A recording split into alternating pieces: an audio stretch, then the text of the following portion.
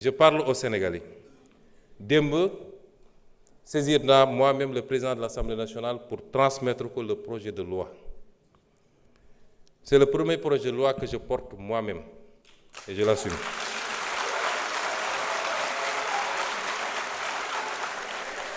dañu wax ni li tax criminaliser ñu ko loolu ñi mu intéressé woon ñu koy xeex mën nañ ci waxtaan ku mu intéressé wul woon démb tey amoo droit wax ci tu es disqualifié ñooñu mu intéressé woon nag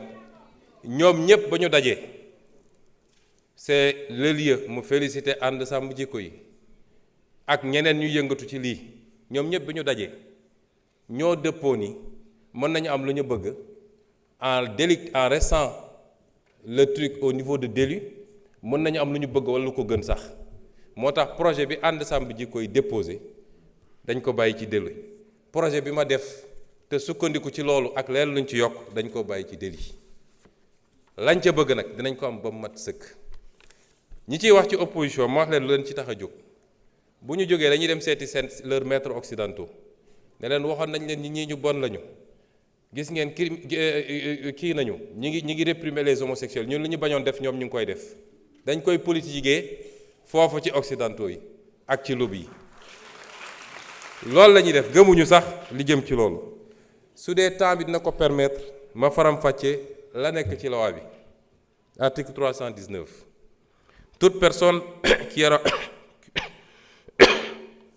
toute personne qui aura commis un acte contre nature sera punie d'un emprisonnement de 5 à 10 ans donc et d'une amende de 2 millions à 10 millions de francs loolu la ñu wax sans préjudice des autres peines. Si l'acte est commis avec un mineur, le maximum de la peine sera prononcé. Le juge ne pourra prononcer le sursis, ni réduire l'emprisonnement au-dessous du minimum de la peine prévue à l'alinéa 1 du présent article. loolu verrouillé nañu juge bi ba moom ci boppam mënatul bàyyi nit mu dem ni mu tuuti 5 ans yi dina ko wax ni mu tuuti kon loolu soxlawoo criminaliser pour am ko ñu tekki ni tout acte sexuel ou à caractère sexuel entre deux personnes de même sexe constitue un acte contre nature ñu définir ko mësuñu koo définir tout acte sexuel ou à caractère sexuel entre deux personnes de même sexe ou tout acte sexuel à caractère sexuel commis par une personne de l'un ou l'autre sexe sur un cadavre humain ou un animal. Toute personne qui aura fait par l'un des moyens énoncés à l'article 248 l'apologie d'un acte visé à l'alinéa 3 du présent article sera puni d'un emprisonnement de 3 ans à 7 ans et d'une amende de 500 000 à 5 millions. loolu newuloon ci loi bi weesu mooy apologie man bi may nekk député ànd sàmm jikko bi ñëw gis ma dama leen ne loi bi ni ngeen ma ko andilee doyaguma parce que une loi ne doit pas créer de l'insécurité juridique te loolu dinaa ci dellu si ma ne leen en tant que député du ma ko wote moo tax boobu wotewu ma ko woon suñ ko toggaatee nag ba mu mel ni mu war a mel kenn du ma ci njëkk ñu tegaat ni kon apologie bi ñay def la ñuy def dugg ci internet bi wala góor yi daje sol seen marinière def seeni truc am na ku ma ne ndax taaje boon bokk na ci loolu la ñu wax ne loolu bokkatuñu ensuite ñu ne constitue l'apologie d'un acte contre nature toute représentation publique par la parole, l'écrit, l'image, le geste, le son ou par tout autre procédé quelconque tendant à promouvoir l'homosexualité, la bisexualité, la transsexualité, la zoophilie, la nécrophilie ou toute autre pratique assimilée. foofu dañu am na ñu jàpp ne dañoo def dugal ci ay détails homosexualité dafa ëmb lépp bu dee bu jigéen bi la ñuy wax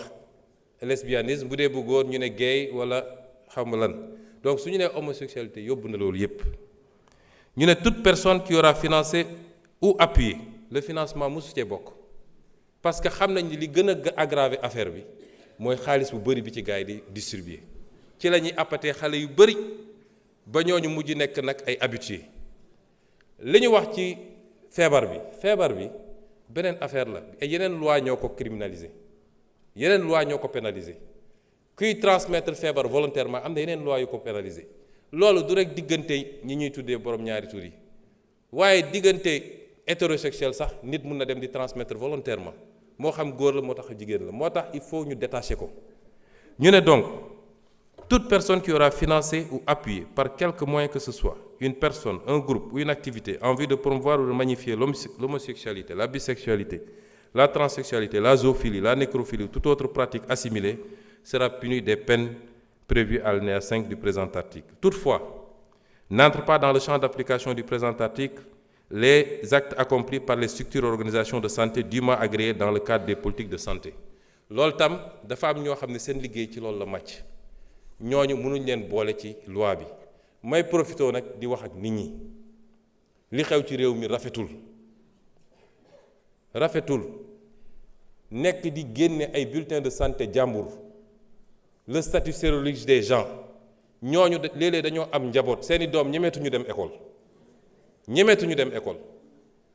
ce qui se passe dans ce pays-là est inadmissible. Instruction, secret de l'instruction amatul diggante enquête bi parquet juge d'instruction tous les PV sont dans la rue kan moo jox nit sañ-sañ mu ne diw am na cancer wala am na sida wala am na lii et ça ana procureur dañu war a interpeller tout de suite ñu koy def c'est des familles qu'on est en train de détruire par l'irresponsabilité de quelqu'un boo xam ne peut-être moom la mais doomam il n'a pas demandé ça léegi bu demee école ñu ne kii papam moo dafa am sida est-ce que moom amul sida au nom de quoi on le fait ak ñi nga xam ne dañoo jàpp ni ñoom la yàlla wàcce pour ñoom ñu wax ci lii ñoom dong am na ci ñu jàmbaar macha allah am na ci ñu ëppal moo tax am na ci kenn koo xam ne bi ma déggee ñu ne jox nañ ko sécurité dama ne ministre intérieur dama jëli sécurité bi parce que kenn sant ko muy génne ay liste di joxe ay turu jàmbur nañu waxante dëgg lii c'est une prérogative régalienne état ak ses structures ñoo koy gérer waaye xam naa liste beeg te suñu la nee andil preuve doo ko andil loolu tegul fenn nañu bàyyi loolu. ñu teg ci ni les personnes déclarées coupables des infractions prévues par le présent article seront privées des droits énumérés à l'article 34 du présent code pour une période de 10 ans à compter du jour où les peines principales sont devenues définitives. On parle ici de perte de droits civiques. Toute personne, moi je me wax léegi, qui aura dénoncé par l'un des moyens énoncés à l'article 248 l'un des actes prévus au présent article sans en apporter la preuve sera puni d'un emprisonnement de 2 à 5 ans et d'une amende de 500 000 à 2 millions. Parce que nous permettre aussi du rek dénoncer sans preuve mais jóg nit romb la nga ne gis naa loxo bi daf koo damm nga dem naan damay dem këram boo ko defee yoon dal sa kaw ñu ngi leen di gërëm di leen sant. Vous avez 2 minutes de plus, monsieur le ministre. Il vous reste 2 minutes hein. Ouais, c'est 32 minutes. mu ngoog merci beaucoup kon nag kooku mooy le premier ministre Ousmane Sonko gannaaw nag kàddu yi nga xamante ne ni rek noppi na ko daal di koy yëkkati fële nga xamante ne mooy assemblée nationale ñu ciy dem ak yéen rek en direct et en intégralité ci li nga xamante ne rek mooy direct